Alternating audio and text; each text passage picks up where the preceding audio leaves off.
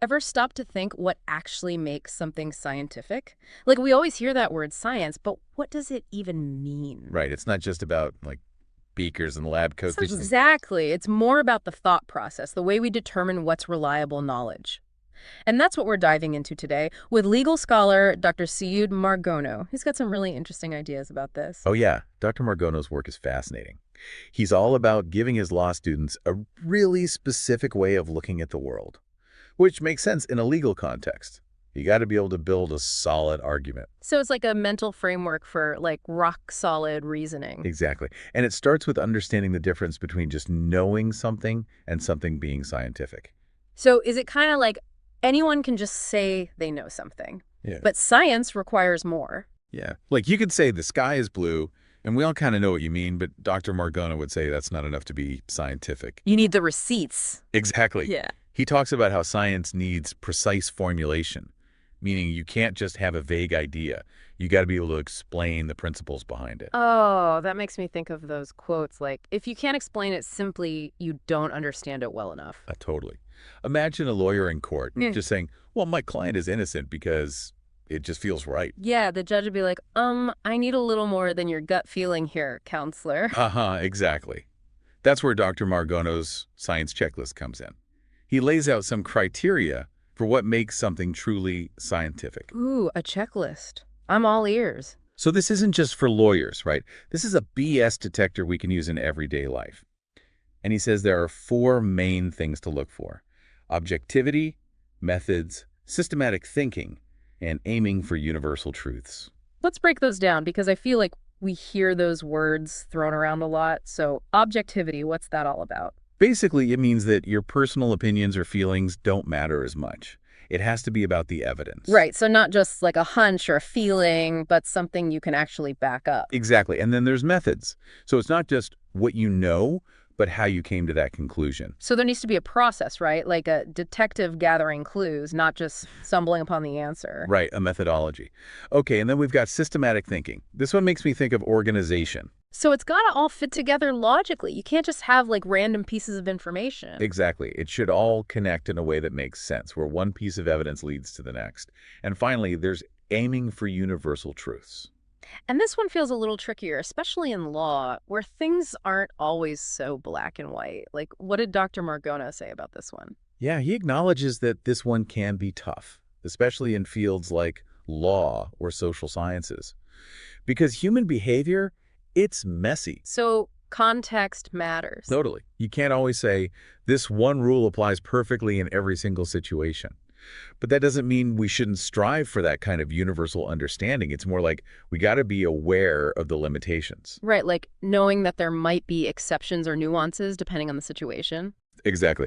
Okay, so we've got this science checklist, but I'm really curious to see how it actually plays out. Like, what does this look like in a courtroom? I don't envy lawyers having to build those arguments. Dr. Margono's point is you can't just walk into court and be like, I feel like my client is innocent. Right. Right. No dramatic speeches with zero proof. That's TV stuff. Exactly. They need cold, hard evidence. They got to lay out their reasoning and, like, ideally show why other explanations just don't add up. It's like showing your work in math class, not just the final answer. But we were talking about how this science stuff goes way beyond the courtroom, right? Oh, absolutely. This is about how we think about everything. Think of all the info thrown at us, daily news, social media, ads. Yeah. It's a lot. Don't even get me started. It's overwhelming. Exactly. And that's why Dr. Margono wants us to apply this framework everywhere.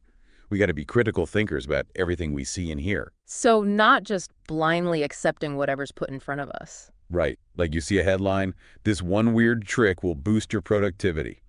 Hold up. Is there actual research behind that?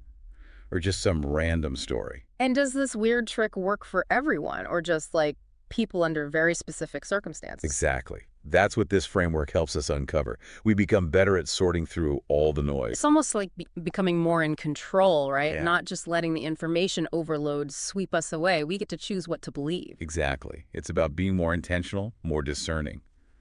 And that's powerful. This is really making me think differently about things.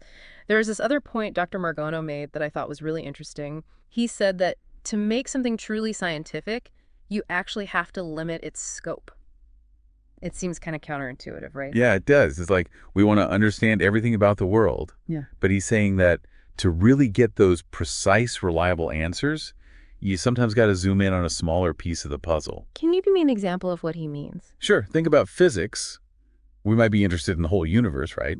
But a physicist might study something really specific, like how subatomic particles behave. Right, because trying to understand the entire universe at once is just impossible. It's too massive. Exactly. So by limiting their scope, by focusing on a smaller piece of the puzzle, they can actually make discoveries. And then over time, all those small discoveries start to build a more complete picture. So instead of looking at the whole messy map, you zoom in on one street corner so you can really figure out how things work there. Yes. And then you can zoom back out and see how all the little details fit into the bigger picture. Dr. Margono uses psychology as another example. He argues that psychology becomes more scientific when you focus on very specific behaviors that you can observe and measure. So instead of trying to understand the whole mystery of the human mind, you start with something smaller and more manageable. Exactly. You focus on one specific aspect of human behavior at a time.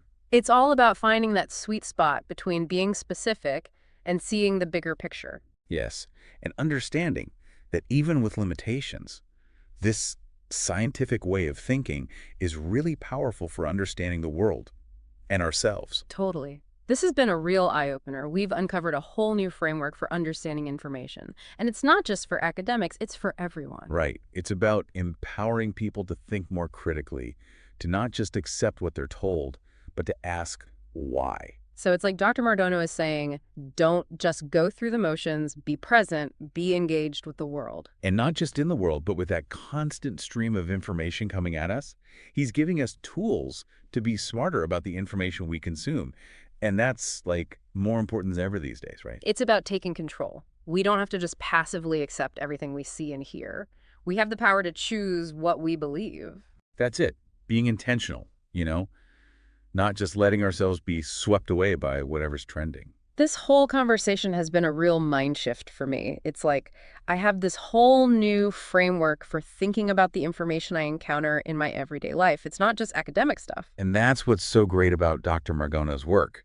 He wants to empower his students and everyone, really, to think critically, to look for evidence, and never stop asking why. It's about going beyond just knowing something to really understanding it. Absolutely. It's about digging deeper. This deep dive into the philosophy of science has been amazing. I feel like I've learned so much, and I'm definitely going to be looking at things differently from now on. Me too. It's really got me thinking. So, listener, as we wrap up this deep dive, here's something to ponder. What in your life could benefit from applying a more scientific lens? What claims or beliefs could use a little more scrutiny, a little more digging beneath the surface? Until next time.